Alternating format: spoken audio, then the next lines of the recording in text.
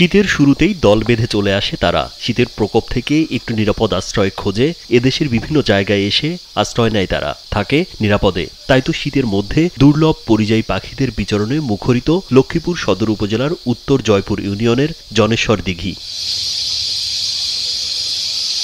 দিনভর হাজারো পাখির কলকাকলি ও কিচিরমিচির শব্দে মুখরিত পুরো এলাকা। ঐতিহ্যবাহী এই দিঘির পাড়ে পাখির জলকেলি আর নয়নাভিরাম দৃশ্য উপভোগ করতে দূর দূরান্ত থেকে ছুটে আসেন পাখি প্রেমীরা। দীর্ঘদিন থেকে অর্থাৎ দীর্ঘ সময় এখানে অতিথি পাখির আসছে এবং বিচরণ করছে। এলাকার লোকজন অতিথি পাখিদেরকে কোনো ডিস্টার্ব করছে না, অর্থাৎ ক্ষতি করছে না বিদায় এখানে প্রতি বছরে এই শত শত এবং হাজার হাজার পাখি আসছে। স্যান্ডেলিনা সো, রূপচর্চায় আভিজাত্য।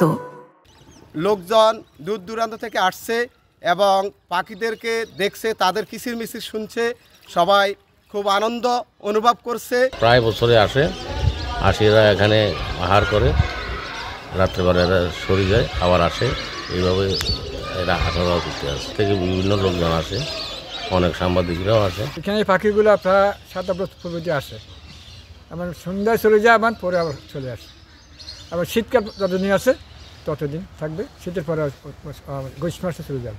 আর যেনার কাছে এই পুকুরটা আছে, এই পাখিগুলো আসার পর হইতে উনি মোটামুটি বাঁশ দিয়ে রাখে, যার জন্য এগুলা পানিতে একটা সারাদিন না বাসার থেকে কিছু বাঁশের উপরে বসে ওরা রেস্ট নেয়, খাওয়া দাওয়া খায়, কিচিরমিচির করে, খেলাধুলা করে। সরেজমিনে দেখা যায় ব্যক্তি মালিকানাধীন প্রায় 2 একরের এই জনেশ্বর দিঘির চারপাশে বাঁশের ঝাড়ে ঘেরা। জলে অতিথি পাখির আগমনে দিঘির সৌন্দর্য আরও ফুটে উঠেছে। দিঘি জুড়ে হাজার হাজার পাখির এ যেন মিলন মেলা। প্রতিদিন ভোরে ঝাঁক বেঁধে দিঘিতে নামে এসব পাখিরা, আর সন্ধ্যা নামলে নান্দনিক কসরতে ডানা মেলে আকাশে উড়াউড়ি করে তারা। পাখির কিচিরমিচির শব্দে ও জলকেলিতে পুরো এলাকা মুখর হয়ে ওঠে। এসব পাখি সংরক্ষণ ও নিরাপত্তা ব্যবস্থা জোরদারের দাবি এলাকাবাসীর। বিগত 5-7 বছর আগে এই পাখি যখন আস্তে আস্তে 2-1টা করে আসতে লাগলো, তখন আমি একটা বিকল্প চিন্তাধারা করলাম, যদি আমি কিছু এদেরকে বসার কোনো স্থান দিই, মনে হয় যে বেশি বেশি পাখি এখানে আসবে। তাই আমি প্রায় 100 হইতে 150টা বাঁশ কাটি, এদেরকে বসার স্থান দিই। এই পাখিরা আপনার এই ভোররাত্রে আসে, আর সন্ধ্যার পরে এরা আবার চলে যায়।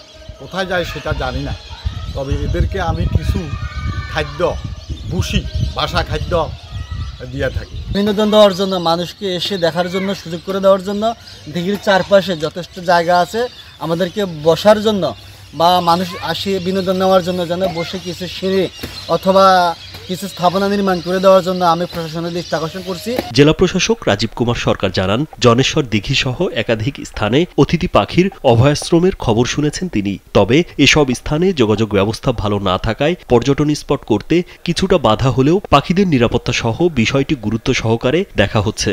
যদি এটিকে আরেকটু সুরক্ষিত করা যায়, যথাযথভাবে পাখির একটি অভয়ারণ্য করা যায়, তাহলে এই পাখির সংখ্যা বাড়বে। আর রাস্তাঘাটগুলো আসলেই সংস্কারের প্রয়োজন। এই বিষয়ে আমি ইতিমধ্যেই এক্সএন এলজিডি, তার সঙ্গে আমি কথা বলেছি, তারা কিছু উদ্যোগ এই ব্যাপারে গ্রহণ করবেন। আর এর চেয়ে গুরুত্বপূর্ণ হচ্ছে নিরাপত্তা। বিশেষ করে যারা আসবেন পর্যটকরা, তারাও যেন এখানে স্বস্তি এবং নিরাপদ বোধ করেন, এই নিয়েও কিছু কাজ করার সুযোগ আছে। আর দিঘি সংস্কারের বিষয়ে কি করা যায়, এটি নিয়েও আমরা যথাযথ কর্তৃপক্ষের সঙ্গে কথা বলবো। আমরা চাই এই পাখিদের বিচরণ এবং আগমনকে কেন্দ্র করে এখানে একটা সুস্থ এবং সুন্দর বিনোদন কেন্দ্র গড়ে উঠুক।